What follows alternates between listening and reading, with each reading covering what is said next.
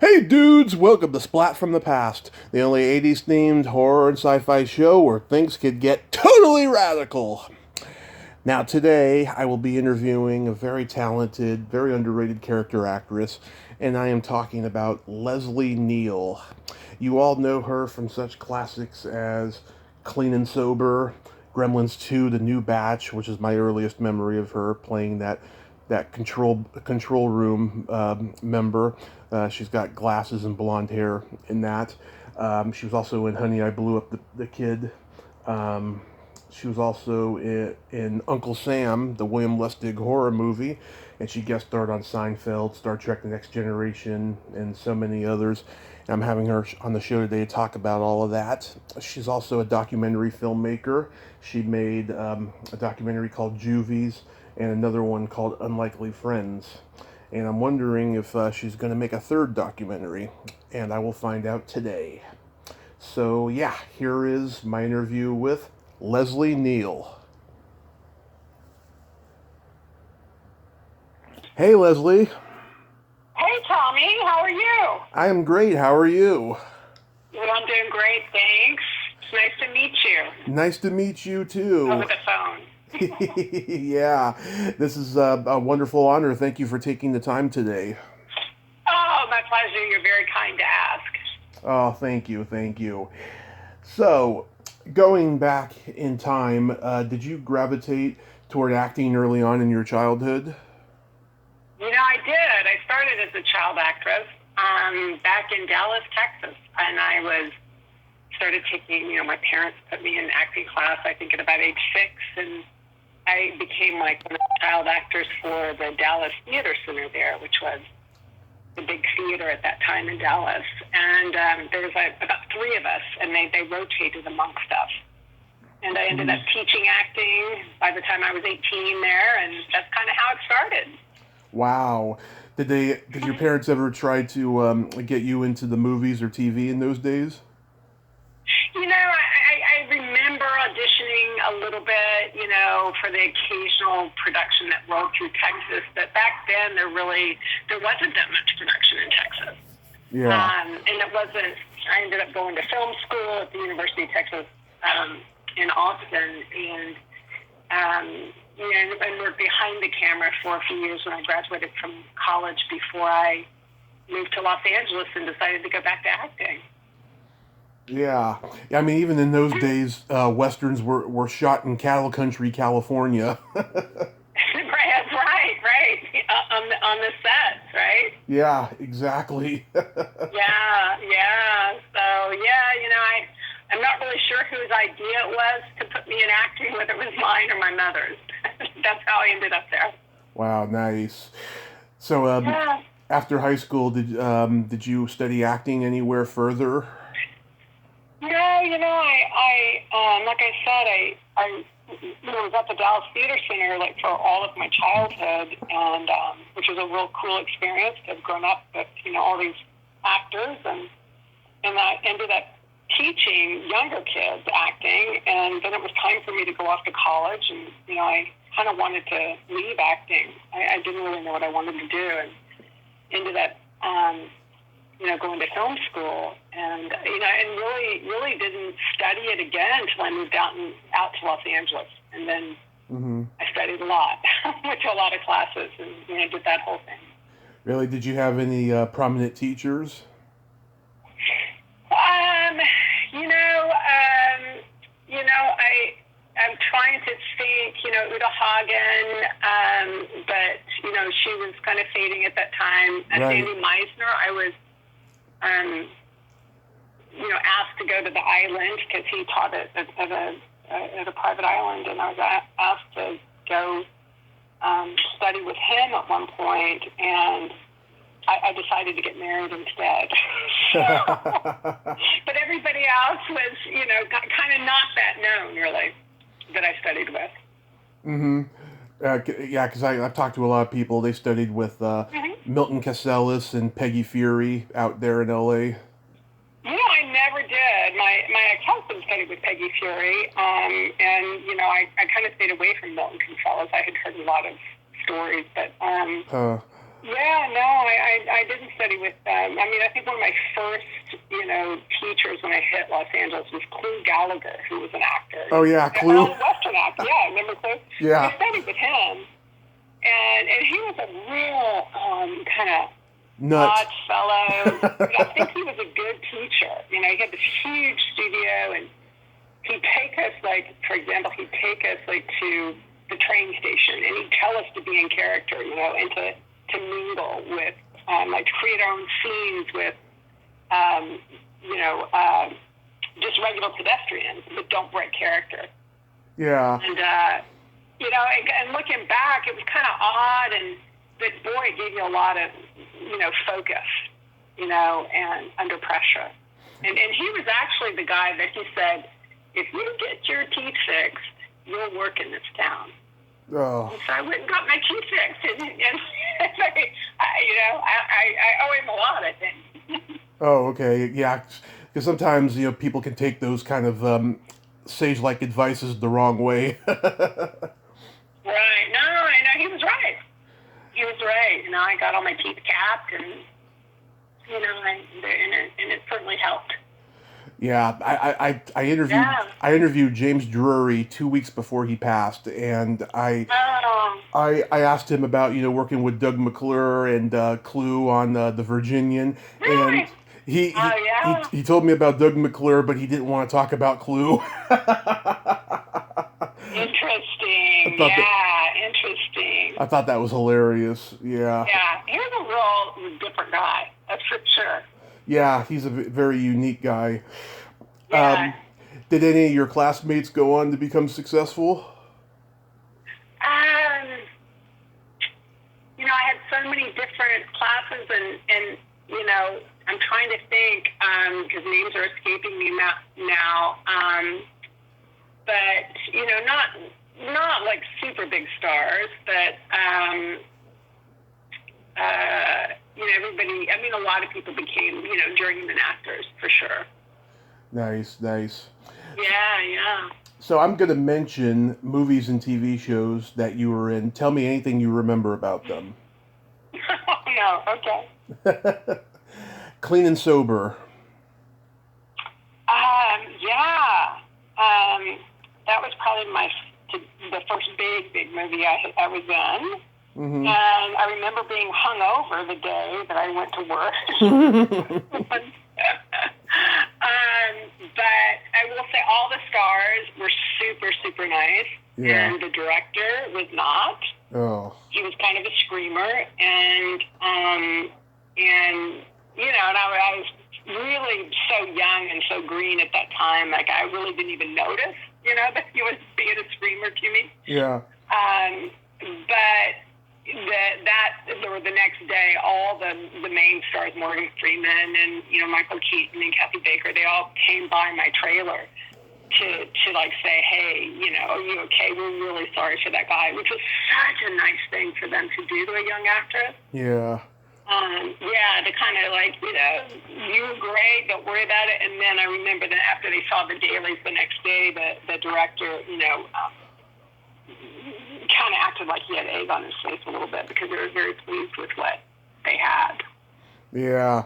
Well, I don't... Daily, so.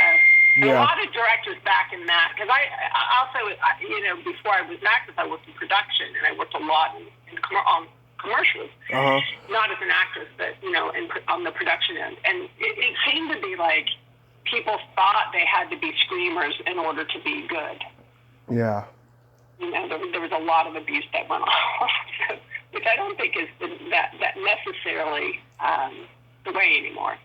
Yeah, I don't blame Glenn Gordon Caron too much for screaming on this, because he was producing Moonlighting at the time, and if you know anything about what went on behind the scenes of that show, you would understand. Is that right? Yeah.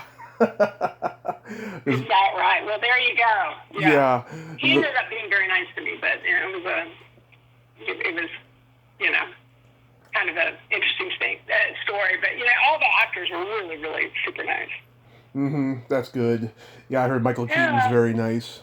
Yeah. Yeah, Michael Keaton's and Kathy, and Morgan Freeman, they were just delightful.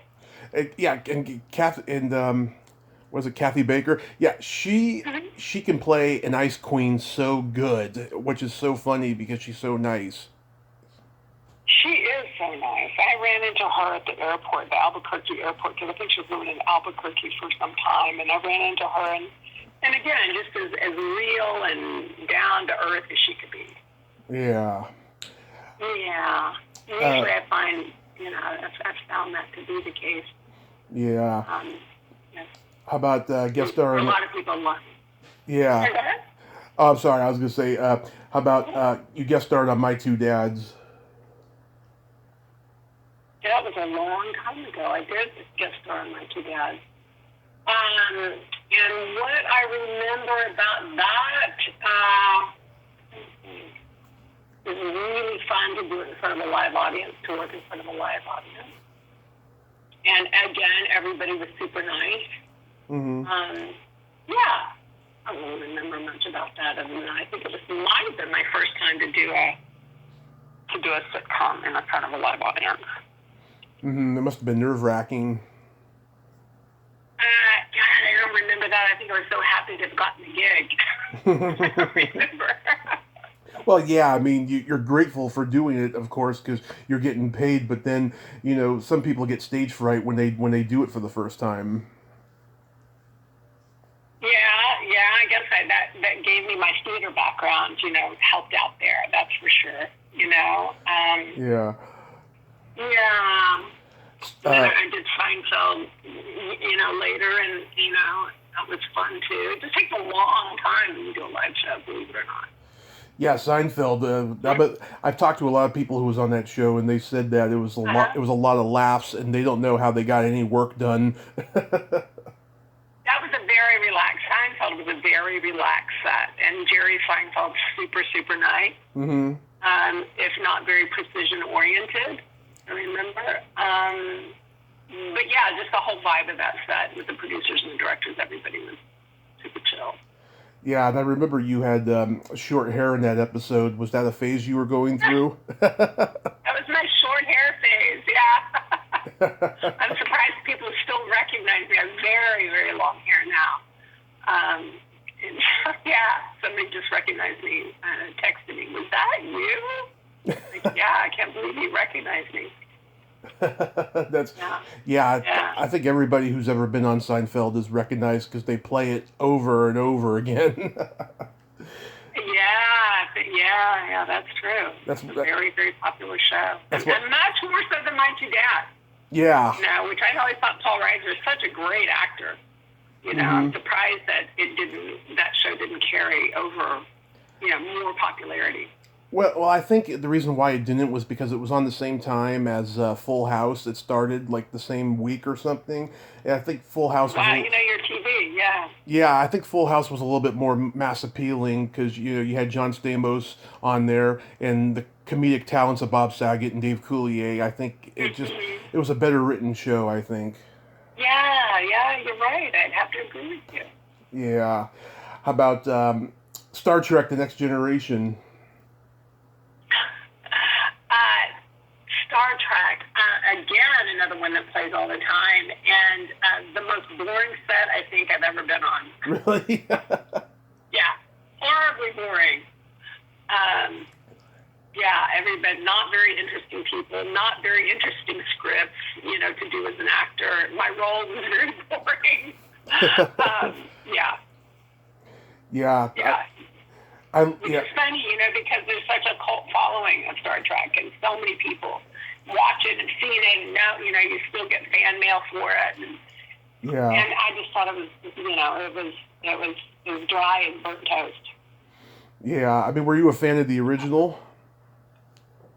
No, not particularly. No, I really wasn't. Mm-mm. I mean, I would have liked it. I know they were looking at me as a regular, and I had to work up on my Irish accent for a while, but it would have been nice to have the regular, gig on it. But now that I did a guest star spot, I thought, wow, kind of glad I didn't get that one.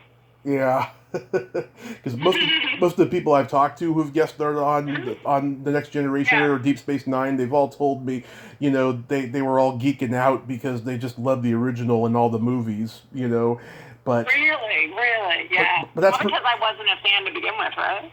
Yeah, I mean that's pretty interesting. Yeah, you're like the first one I've talked to who wasn't a fan of the original. That's pretty interesting.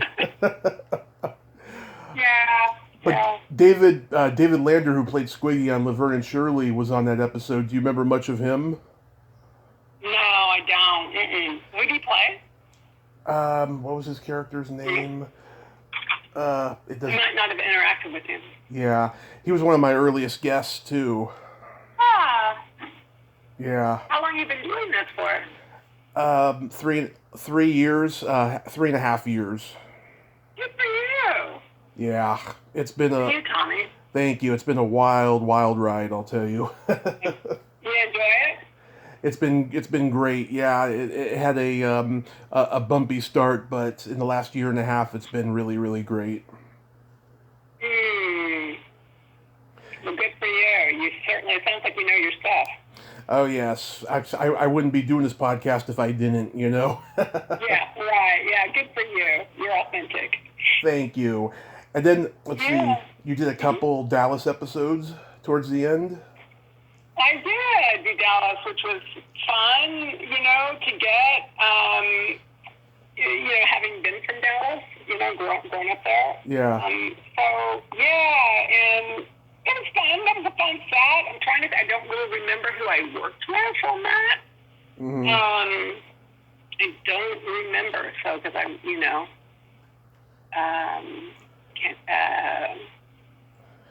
can't really remember any stories on that one either. Larry Hagman. Do you remember meeting him at least? I can't remember if I met Larry Hagman through my dad or if I met Larry Hagman on the set. But I don't think I worked with him on the set. But I know I've met him. But my dad was in the in Formula One racing world, and I know that he would meet stars on occasion and that kind of thing at races and stuff. So I know I met Larry Hagman, but I'm not sure if it was actually on the Dallas set or not. Yeah, it's funny. I interviewed this one actor. He was on a A short-lived. long time to go watch the episode. Yeah. Yeah, this one guy I talked to, he did a short-lived sitcom for CBS, and he said he was the most ego-driven he had ever been in his entire career, and he was like making a list of all these like abominations that he did while he was on the show, and one of them was getting drunk with Larry Hagman at CBS parties. Yeah, that I would believe. I've heard stories, about him being a very heavy drinker. Yeah, he was wild. but I heard he treated everybody so Is he good. still alive? Is he still alive? No, he died a few years ago. A long time ago, right? Yeah, okay. Yeah, a few years ago, but I heard he treated everybody good though. And then the role, It ran a long time, yeah. yeah, the role that I always remember most when I think of you was Forster's technician in Gremlins 2. Right. Thanks for remembering that. The scream. The big scream, yeah. Yeah. Oh my God, how was that experience? That was like, again, one of my, I think, first gigs that I had. And, I wish I had gotten to do more. But all I remember is it was the big scream, and I was really happy that they used it on all the radio and television advertisements. Because it was such a small role, but it was such a big scream. But that was fun. It was fun to see all the techie stuff, that they were simulating and stuff. That was fun. Yeah, you actually crack me up in those scenes because your facial expressions are just hilarious. The way you react to things, like you want to break up laughing, especially when Picardo says they must obey the chain of command. Oh my gosh, that's funny. Yeah, I was very happy to get that. Yeah. Yeah, how was Picardo to work with? Lovely. Yeah. Mm-hmm. Mm-hmm. I almost met him at a convention a couple years ago, and unfortunately, I didn't get to meet him. Conventions can be very overwhelming because there's like 40 stars there, give and take, But I hope someday I get to meet him and maybe even interview him. I do too. Yeah, lovely man. Mm-hmm. Is it true that Archie Hahn had to do his own puppetry with that Mohawk gremlin that attacked him? I don't know. Yeah, because I heard him do an interview this past summer, and he said something about that. Yeah, well, probably. Yeah, and I bet, yeah. yeah, and Joe Dante said on the DVD commentary track he liked you so much in that part. I think he said that he tried to get you in another one of his movies, but I think he couldn't get in touch with you. He said. Oh, really? I would have loved to have been in another one of his movies. Yeah. Oh, you know. It's always nice. There's always, yeah. It's always nice to be wanted by directors. That's what actors have told I know. me. Well, you know, I wonder if that's true because, you know, actors do have agents. So. Yeah. Like I talked to a guy earlier today who worked with Sidney Lumet 3 times, and he said every time Sidney Lumet called, he was there. Of course, yeah. No, yeah. I think sometimes, I think it's common that, you know, directors and, you know, especially creative types, you know, you like to work with the same people if you can. Yeah, and it's very rare too. Yeah. Yeah. One thing I would have loved to have done that. One thing I've learned about doing this podcast is, one of the unfortunate parts about making a movie or TV show is the working relationships and how they can be really, really terrible and strained and what have you. And so many people, would rather not talk about, certain roles or not even do the interview at all because working relationships can be bad, sometimes. Yeah, well, too, it depends on, what kind of role you have. As a guest star, you're usually just there to further, exposition along the storyline for the main characters. Mm-hmm. So oftentimes you're kind of on your own in terms of direction, and a lot of times I feel like they're hiring because they know you can do it, that you can hit your mark and you can deliver what they want you to deliver, and they don't have to really, waste too much energy as opposed to really working it, a scene out. Mm-hmm. Like in Clean and Sober, we really, worked with Michael Keaton, to really work that scene out, Yeah. How about Honey, I Blew Up the Kid? It was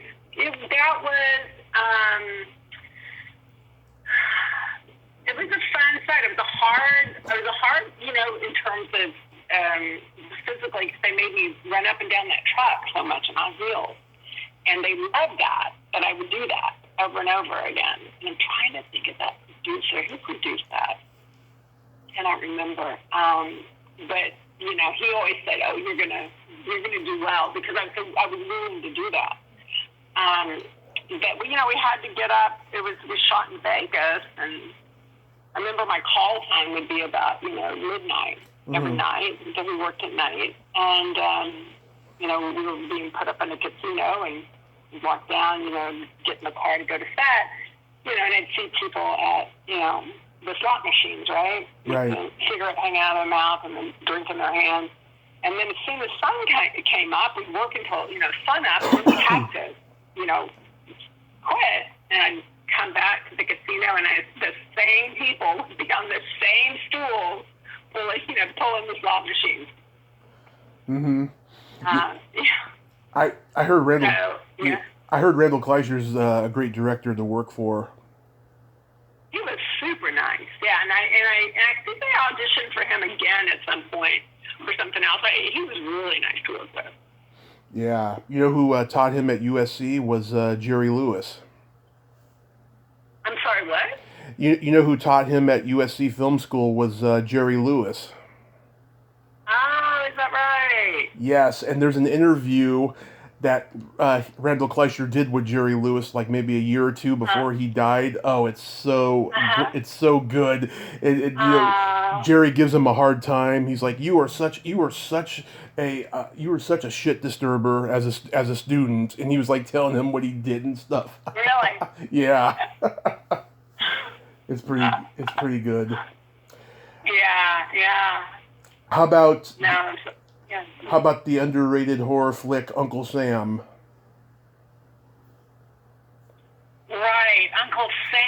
Oh my gosh, a lot more screaming, I think. Now, it's such a low-budget film, and I don't remember much about the director, Lustig.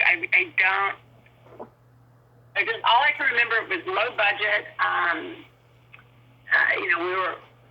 We were outside of Los Angeles shooting somewhere, and who was that? Isaac Hayes. That's right. The funniest, and he did Shaft, right?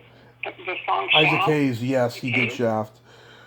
Yeah, and I remember, before his scene, he'd be in the car, and Shaft would be, fully amped all the way. So he'd be listening to his song Shaft before he'd go and do the scene, which I found kind of amusing.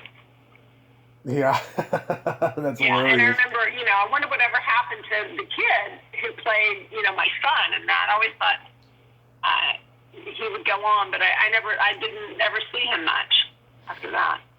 Huh. Yeah. Well, if I ever find out what happened to him and I get to interview him, I'll let you know. Yeah, well, maybe he didn't, maybe his parents were smart and got him out of acting. Yeah, which is often the case with child actors. Sometimes. Sometimes. Yeah. Did you work with not a great thing. I'm sorry, go ahead. Did you work with PJ Souls? With who? PJ Souls. Was he in the movie? I don't remember. Who did he play? She's in the movie. She's blonde. She was in Carrie. Yes, I did. Yeah. Yeah, I think so. I did. I've interviewed her. A long time ago. You interviewed her? Yeah, 3 years ago. She's a sweetheart. Just a real sweetheart. Yeah, I don't remember her, but I think I did, maybe in the big scene in the the fair scene, or the 4th of July picnic scene. Yeah. How was William Lustig as a director? I don't really remember much about him. I guess didn't make an impression on me. Don't really remember. Yeah, I've talked to a few people who've worked with him. Yeah. What'd they say? It was kind of unimpressionable, I guess would be my answer. One of them at least said that she never got paid for the movie she did with him. Really? Yeah. It was a movie. Wow. Was it like non-union then, I guess? I think it may have been or may not have been. I don't know, but she never got paid, she said, and she's still upset about it to this day. It was 1983. It was a movie called Vigilante. I don't blame her. I'd be upset too. Yeah, that's not cool. Well, I got paid. I do remember that. Oh, that's good. That's good. Yeah, it was good, right? Yeah. I'm surprised it's got a little cult following. I thought it was a horrible film.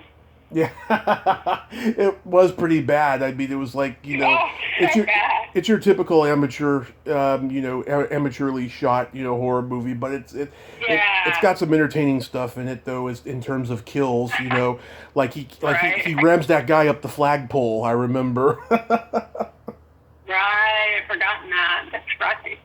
Yeah. So. Yeah. Did it get to a point where acting roles dried up for you? No, I quit. I just quit. What I ended up doing, I ended up getting married. Yep. And had a kid, and I can't remember what movie I was doing in North Carolina. It was a made-for-TV movie. I was doing that, and my son was, young, and I went, I think 3 or something, and I thought, well, this is kind of silly, because again, it was like, guest star stuff, so it was expository stuff, and I went, kind of boring, away from home, away from my kid. I'm not going to do this anymore. Yeah. And I had always worked in commercials as an actress once I moved to Los Angeles, so I had a pretty healthy career in commercials, doing commercials. So I kept those going, but I got out of straight legit acting, and became a documentary director and producer. So I ended up making a bunch of documentaries and kind of got out of the acting world. Yeah, I wanted to ask about that. Like, what made you transition into documentary filmmaking? Was it because you wanted to talk about subjects that were very personal to you? Well, not really. I had gone to film school and had always wanted to make documentaries, and that's why I had gone to film school. Mm-hmm. And, when I got out, I ended up working for, a commercial production house, producing commercials or industrial films, that kind of thing. And that was in Texas. And I thought, okay, I'm either going to stay in Texas, marry a cowboy, or I'm going to get out of here. And so, I decided to get out. And then what I really knew to fall back on was acting, because that's how I'd been raised. I knew how to act. Mm-hmm. I felt I knew how to act. I guess I should put it that way. So moved out to LA, and then hustled and, pounded the streets and, was able to, do a lot of commercials and start to get small roles and that kind of thing. And so I always wanted to go back to producing, documentary films and get back into that world. And I just kind of fell into it because I'd quit, right, to be a mom. And then I was traveling and before I became a mom, I was actually pregnant. I was traveling with my ex-husband, and I just kind of fell into this story and decided to, do a documentary film. And I ended up revisiting that when I decided to finally quit acting. And I picked that story up, and that's kind of how it started. Wow. And then it became a passion, and, as an activist, really, because I saw the power, of film through documentaries. I mean, I affected legislation. Mm-hmm. And I went to Washington, D.C. and showed my first film to the Judiciary Committee, and got money appropriated for aftercare for people who are being released from prison.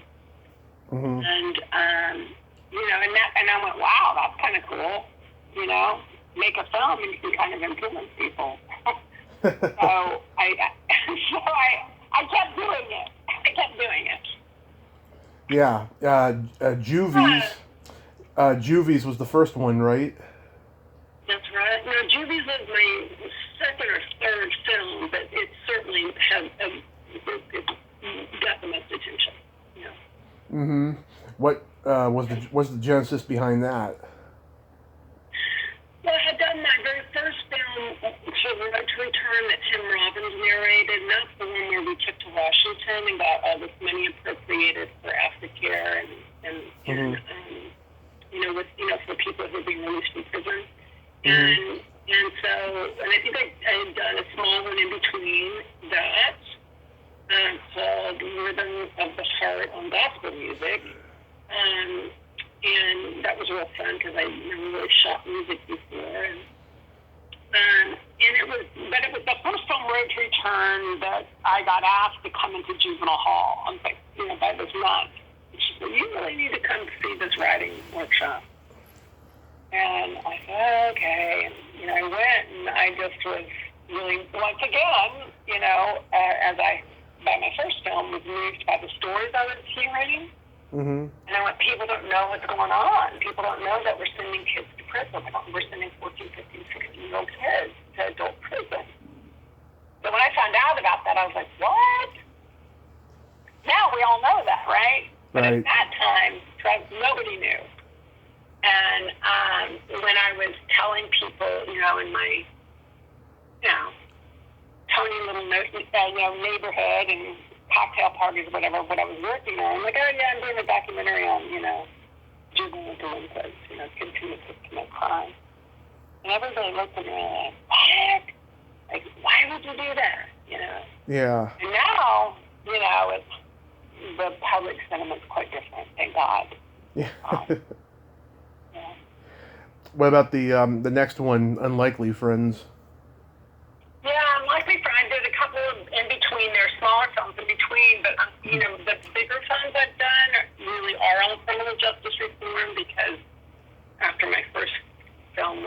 Turn that Tim narrated, I became an activist and realized, wow, criminal justice reform really, needs to reform the criminal justice system. So my third film, I actually got the idea on my first film, but it didn't end up returning to it until like 10 years later. And that film, Unlikely Friends, is about victims of really, really violent crime actually forgiving the perpetrator. And they actually then become friends with the perpetrator. And again, that film helped kind of roll out the idea of forgiveness within the criminal justice system. When we were making it, my partner and I, people really didn't want to talk about it. They're like, "What? That's crazy." Yeah. Like, how could that be? And now it's more talked about. It's more accepted. Yeah, I mean, look at what's happened, in just the last few months. I mean, it's insane, I've seen, disabled people get shot recently, and I'm disabled myself, and it breaks my heart, when I see the those. protests, they were shot? I don't know if it was a protest or it was just a random shooting. I know that a policeman shot a disabled kid or something like that. I saw a news story on it the other day, and it broke my heart. And it angered me too. Yeah, I know. I hear you. I'm with you. I mean, woke up this morning reading the news, and this mother, and I think might have been in Colorado, goes to work, leads her autistic child, and he's autistic, so he screams and yells, and she called police for help, saying he's autistic, he's unharmed, he's unarmed, and they shot him dead. When he wouldn't get down, and it's rampant. It's rampant. I know. It's scary, Yeah, and there's so many, happening that you can't keep track anymore, and that's frightening, right? It is very frightening. Yeah. Yeah. But I'm an optimist, and I just think that something will happen. Someone will blow the whistle, and things will get turned around. I like to believe that. I think I like to tell people it's a revolutionary act to hope. So we all have to do our part by hoping and then following up that with action. I believe whatever your action is. We all have different capacities and abilities, but we all have something that we can do, to help. So I'm with you. We have to continue to hope that this can be turned around. And I remember the poet. I don't know if you know the poet Robert Bly, but he's a very well-known poet.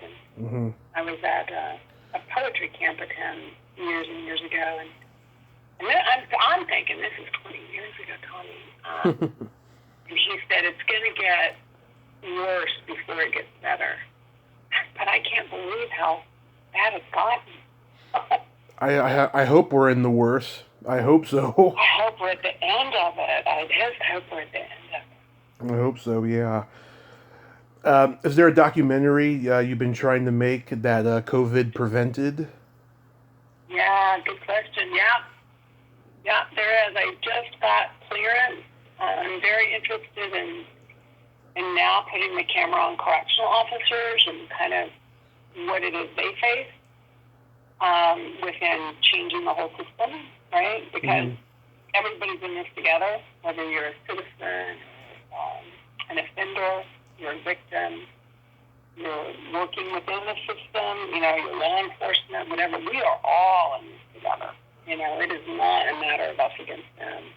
So we had just gotten clearance, and Paul Westmacott, my partner, and I, we had scouted the prisons. We knew where we were going, and COVID hit. And COVID is rampant all across the country in all jails right now. Yeah, I know. It's Yeah. it's Yeah. pretty insane. And by the way, that We are on hold and trying to figure out how to do it remotely, and you know. So. yeah. That first documentary you mentioned before, it's not on your IMDb, so I apologize for assuming that Juvies was your first. Okay, yeah, because we all know how inaccurate IMDb is. Yeah. Yes, it is. I can see that. I have it up here too. It doesn't have even all my credits, but yeah, I didn't realize it didn't have road up there. Yeah. So But please don't apologize. Yeah. Yeah. So I was curious, how did you meet John Densmore? Well, John and I met. We were both part of the Wall and Boyd Theater in downtown Los Angeles back in the 80s. And that was a performance art venue. And so we were both kind of into performance art. Mm-hmm. And, it was just, he was a patron of the theater, and we had a mutual friend, and that's how we met. Yeah, wow. Because I'm a huge Doors fan. Huge. Mm-hmm. You know, that first album, that's LA in 1966 and 67 in a nutshell. I mean, it's one of those cultural landmarks that can never be duplicated because it's so present in the moment and so raw, and it holds up to this day. Yeah, they were good together, that's for sure. The quintessential LA band. Right? Exactly. I mean, there were other bands from LA during that time, but none like the Doors. None like the Doors. And I just actually I interviewed the legendary bass player Leland Sklar, who played on the last album they did without Jim. Oh, is that right? Yeah. Well, that was a good interview to get, I'm sure. Oh yeah. Every interview that I have, I'm grateful for. That I'm so lucky for, Yeah, for sure. So Leslie, there's this secret silly game that I like to play with guests, and oh no, how this works is it's not win or lose. It's just silly fun. It's a series of silly slumber party questions, and how it works is I ask you the question, you answer it, and then you ask me the exact same question, and I answer it. Okay, all right. Okay, Leslie, are you ticklish? Yes. Tommy, are you ticklish? Yes. I am so ticklish. I've been known to hit people in the groin when I'm tickled. Are you very ticklish? Yes. What is your favorite part of the body? The favorite part of the body for me is the neck. That's a good one. I love to kiss the neck. Yeah. So tell me, what's your favorite part of the body? The belly button. How come? To me, it's a very sensual part of the body. It's middle ground between being a private part and a non-private part. Oh, interesting. Yeah. Yeah, there's just something about it. I've always been attracted to it ever since I was really little. By the way, do you have an innie or an outie? I'm going to keep that private. Okay. I'll do the same. Okay.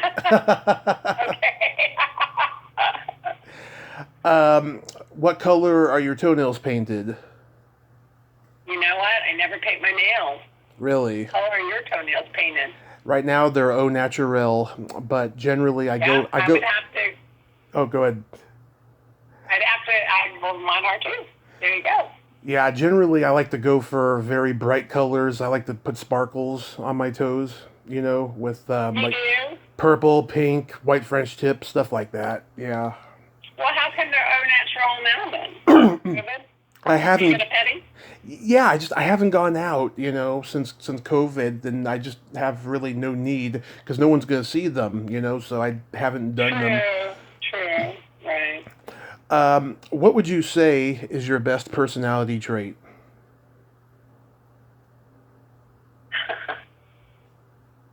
Oh, what would I say is my best personality trait? that I'm present with people. Present with people. That's Yeah, I don't know if that's a personality trait, but yeah.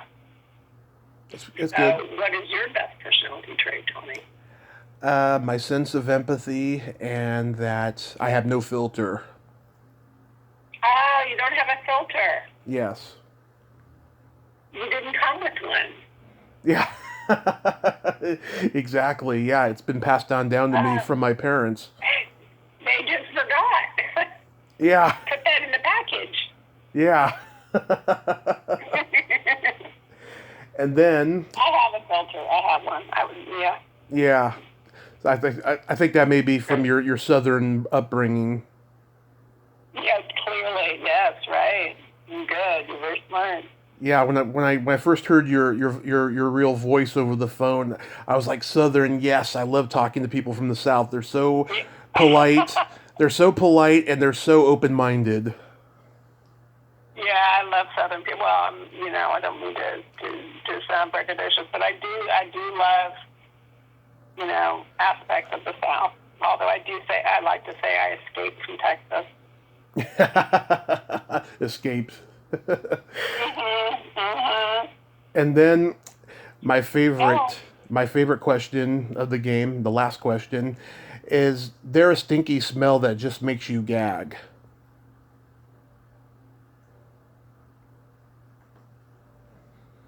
It could be anything. I know. I'm trying to think because I know something's like at the tip of my probably rotten eggs. Oh yeah, that's bad. Rotten eggs. There's a sulfur smell, right? It is. Yeah, what about you?